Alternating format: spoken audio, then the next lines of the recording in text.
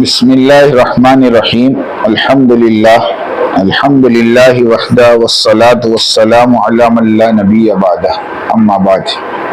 गुज़िश्ता 2 दिनों से एक ऑडियो मुफ्ती तकी उस्मानी साहब की हज़रत जी मौलाना साद साहब को मदीने में नसीहत के नाम से वायरल हुई।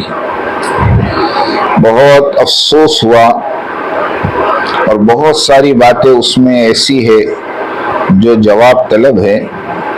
सबसे पहली बात तो मैं आप सब हजरात को कह दूं कि मुफ्ती तकी साहब उस्मानी दामत व बरकातुहू इस वक्त सिर्फ पाकिस्तान और हिंदुस्तान में नहीं बल्कि आलम अरब और अजम के एक बहुत बड़े उलमा हैं और अल्लाह ने उनके एक अजीब इल्म से नवाजा है। और हकीकत में वो इस ज़माने के मुजद्दिद कह लें, हकीमुल उम्मत कह लें, जो भी लक़ब दे दें वो उनके लिए कम है, क्योंकि उनकी जो किताबें और बयानात है इस्लाही खुतबात, उसके अंदर उन्होंने जो बातें बयान की हैं वो बातें हकीकत में ऐसी हैं जो ढूंढने से भी नहीं मिलती। माशरत के एतबार से, मामलात के एतबार से, अखलाक के एतबार से अल्लाह पाक ने बड़ी अजीब बातें उनकी ज़बान से कहलवाई हैं। लेकिन बहरहाल हम अहले सुन्नत वल जमात के अकीदे वाले हैं और हमारा अकीदा ये है कि हर एक इंसान बशर है और बशर के होने की वजह से शर का आना फिक्री चीज़ है। मासूम अनिल खता सिर्फ अंबिया की ज़ात है, मासूम अनिल खता सिर्फ अंबिया की ज़ात है। वो भी इसलिए कि अल्लाह ताला बराह रास्त नबियों की गलतियों से, गुनाहों से हिफाजत करता है। अल्लाह ताला ने अपने नबी के बारे में फरमाया इन हुवा इल्ला वह्यु यूहा, कि अल्लाह के नबी की ज़बान से वही निकलता है जो अल्लाह चाहते हैं। तो नबियों के बारे में तो हम ये अकीदा रखते हैं कि नबियों से गलती नहीं हो सकती।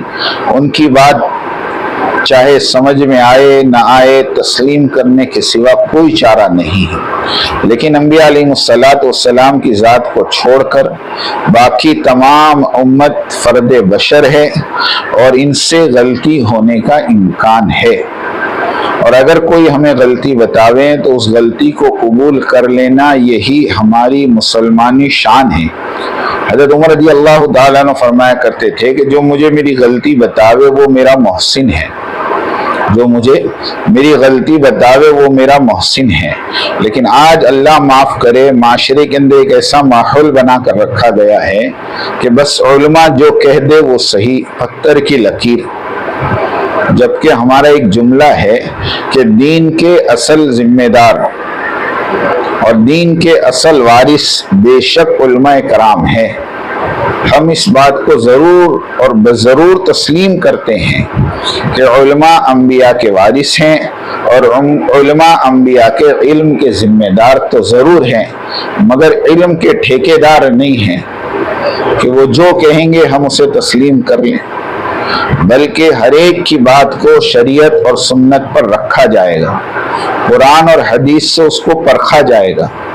चाहे वो बयान और चाहे वो बात हज़रत मौलाना साद साहब की हो या चाहे वो बयान और वो बात हज़रत मुफ्ती तकी उस्मानी साहब की हो, चाहे वो बयान और बात हज़रत मौलाना इब्राहिम देवला साहब का हो। हमारे नज़दीक सारे के सारे बड़े हमारे बड़े हैं और इनकी बातें हमारे नज़दीक सबकी बराबर हैं। हमारा दिल इंशाअल्लाह किसी से बुग़्ज़ नहीं रखता, किसी के बारे में हमने अपने दिलों में कीना नहीं रखा। लेकिन ये जो ऑडियो सामने आई है जिसके अंदर हज़रत मुफ्ती तकी साहब गालिबन हज़रत मौलाना साद साहब से बात कर रहे हैं या उनकी जमात से बात कर रहे हैं, उसमें उन्होंने एक बात कही कि ये बात आपको तस्लीम कर लेनी पड़ेगी कि तबलीग 2 हिस्सों में तकसीम हो चुकी है।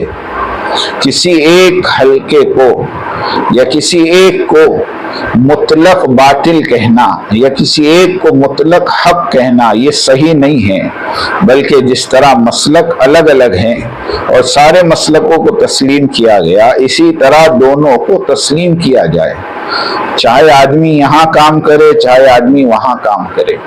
हम बड़े अदब के साथ हजरत मुफ्ती तकी उस्मानी साहब दामत व बरकातुहू से ये बात अर्ज करते हैं कि हजरत आपने ये तो कह दिया कि दोनों मुतलक हक हैं, जबकि हजरत मौलाना इब्राहिम साहब देवला दामत व बरकातुहू का जुमला है कि हक हमेशा एक होता है, कभी दो नहीं होता।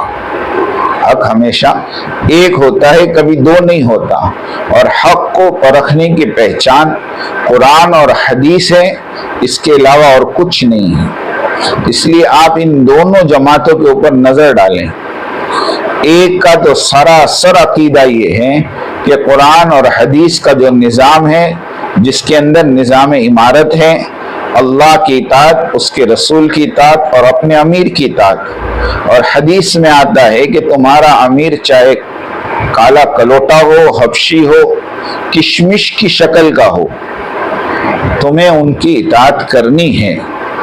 تو قرآن میں بھی امیر، حدیث میں بھی امیر، اور امیر کی اطاعت نہ کرنے پر پوری سیرت بھری پڑی ہے کہ کیسے کیسے اطاعت۔ غزوہ احد کی جو شکست کی وجہ ہے وہ اپنے امیر کی اطاعت کا نہ کرنا ہے۔ اس سے کسی کو انکار نہیں کہ جو صحابی کھڑے کیے گئے تھے 50-60، انہوں نے اپنے امیر کی بات کو نہیں مانا، اور آپ صلی اللہ علیہ وسلم کے زمانے سے لے کر خلفائے راشدین کے زمانے میں بھی، ہر زمانے میں بھی یہی نظام، جو نظام قرآن اور حدیث میں ہے کہ آپ کہیں بھی جاؤ اپنے میں سے ایک امیر بناؤ، تو یہ نظام تو قرآن اور حدیث کا ہے، اور ماشاءاللہ یہی نظام پچھلے 100 سالوں سے چلا رہا۔ حضرت مولانا الیاس صاحب امیر تھے، مولانا یوسف صاحب امیر تھے، مولانا انعام صاحب امیر تھے، اور مولانا انعام صاحب کے بعد مشورے سے حضرت مولانا سعد صاحب کو، مولانا زبیر صاحب کو اور مولانا اظہار صاحب کو، تینوں کو ذمہ دار یعنی فیصل یعنی امیر بنایا تھا۔ اب یہ بات تو یہاں پر ثابت ہو رہی کہ سارا نظام قرآن اور حدیث سے ہے، اور دوسری طرف یہ بات صاف ہے کہ کوئی جماعت کا امیر نہیں ہے، کوئی جماعت کا امیر نہیں ہے، بلکہ ایک تو یہ کہ بغیر امیر کی جماعت، اور دوسرے یہ کہ جو شورا بنے گی اس میں بھی جب تک اکثریت کسی بات پر متفق نہیں ہو جاتی، مثلا 6 آدمی کی شورا ہے، اگر 4 کسی بات پر متفق نہیں ہوتی وہ بات اس وقت تک چلا ہی نہیں جائے۔ یہ بات بھی سراسر قرآن اور حدیث کے خلاف ہے، اسلامی نظام کے خلاف ہے۔ اسلام کے اندر تو صاف بات ہے، امیر قلت رائے کثرت رائے کا پابند نہیں، امیر رائے لے کر بھی فیصلہ کر دے، امیر بغیر رائے لیے اپنی طرف سے بھی فیصلہ کر دے، ہمیں تو اطاعت کرنے کا حکم ہے۔ سیرت کے اندر ایک عجیب بات لکھی ہے کہ آپ صلی اللہ علیہ وسلم نے کہا کہ اگر تمہارا امیر تمہیں بے وقت نماز پڑھائے تو تم کیا کرو؟ صحابہ خاموش رہے۔ اللہ کے نبی نے فرمایا تم بے وقت نماز پڑھ لینا مگر اختلاف نہ کرنا۔ یہ ساری باتوں سے ثابت ہوتا ہے کہ اسلامی نظام تو ایک امیر کے ماتحتی میں چلنے کا ہے۔ 8 آدمی کے ماتحتی میں چلنا یہ اسلامی نظام نہیں ہے میرے دوستو، یہ کمیونسٹ نظام ہے، یہ لینن اور اسٹالن کا نظام ہے، اور قسم خدا کی یہ غیر اسلامی نظام ہے۔ اسی لیے ہماری قسطوں میں ایک جملہ ہے کہ کسی غیر شرعی عمل کو شرعی عمل پر ترجیح دینا یہ کفر ہے۔ کسی غیر شرعی عمل کو شرعی عمل پر ترجیح دینا یہ کفر ہے، کفر کہ ایک آدمی نکاح کے خطبے کو چھوڑ کر اور نکاح کے ایجاب قبول کو چھوڑ کر آپ کے ساتھ پھیرے لے کر نکاح کرے، بتائیے کیا آپ کے نزدیک وہ مسلمان رہا؟ کیونکہ اس نے غیر شرعی عمل کو شرعی عمل پر ترجیح دی ہے۔ یہ شرعیت کا نظام، 8 آدمی کی کمیٹی بنانے کا نظام، اکثریت پر فیصلہ کروانے کا نظام، اور جب تک اکثریت متفق نہ ہو اس کو نہ چلانے والا نظام، یہ سارا کا سارا میرے دوستو غیر شرعی نظام ہے۔ اور شرعی نظام یہ ہے کہ اپنے میں سے ایک امیر بناؤ اور اس امیر کی ماتحتی میں چلو۔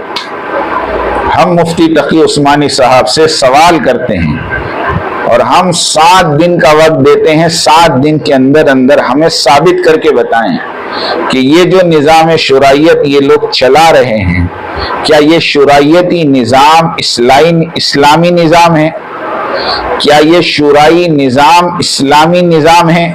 اس کی کوئی دلیل قرآن میں، حدیث میں، سیرت میں اگر مفتی تقی صاحب کے پاس ہوں تو وہ اپنی آڈیو بنا کر وائرل کریں اور امت کو اس غلط اور اس جو ہے دھوکے سے نکالیں ورنہ آپ کے بیان سے اب امت یہ سمجھ رہی ہے کہ دونوں صحیح ہیں اور دونوں میں جس میں جانا ہو جائیں، جبکہ یہ بات سراسر قرآن اور حدیث کے خلاف ہے کہ ایک طرف اسلامی نظام ہے، ایک طرف اسلامی سسٹم ہے، ایک طرف قرآن کا نظام ہے اور دوسری طرف دنیا والوں کا بنایا ہوا کمیونسٹ نظام ہے۔ قرآن کا فیصلہ ہے وَمَن لَّمْ يَحْكُم بِمَا أَنزَلَ اللَّهُ فَأُولَٰئِكَ هُمُ الْكَافِرُونَ، اس کے بعد فَأُولَٰئِكَ هُمُ الْفَاسِقُونَ، اور تیسری مرتبہ اللہ نے کہا فَأُولَٰئِكَ هُمُ الظَّالِمُونَ، جو اللہ کے نازل کردہ حکم کو مانے نہیں اور اس کے خلاف اپنا نظام چلاویں۔ قرآن ان کے اوپر کفر کا، ان کے اوپر ظالم ہونے کا، اور قرآن ان پر فسق کا فتویٰ دیتا ہے، تو کیا ہمیں بتائیں کہ فسق اور ظلم اور کفر اور ایمان برابر ہو سکتا ہے؟ قرآنی نظام برابر ہو سکتا ہے؟ میں بہت ادب سے معافی چاہتا ہوں، لیکن یہ میرا ضمیر گوارا نہیں کرتا۔ 2 دن سے ہم نے یہ آڈیو سن رکھی ہے، چاہے وہ حضرت کو نصیحت ہو اور چاہے اس وقت میں حضرت نے کچھ نہ بولا ہو، وہ ان کی ادب کی بات ہے، لیکن جو چیز غلط ہے اس کو ہم غلط بولیں گے بولیں گے بولیں گے، پھر چاہے اس غلط کے اوپر صحیح کا فتویٰ مفتی تقی صاحب لگا دیں یا کوئی اور مفتی لگا دیں، لیکن جو چیز غلط ہے وہ چیز غلط رہے گی۔ اللہ پاک مجھے اور آپ کو صحیح سمجھنے کی اور اس زمانے کے حالات کو سمجھ کر صحیح طبقے کی اور صحیح فرقے کی تائید کرنے کی توفیق عطا فرمائے۔ وآخر دعوانا ان الحمد للہ رب العالمین۔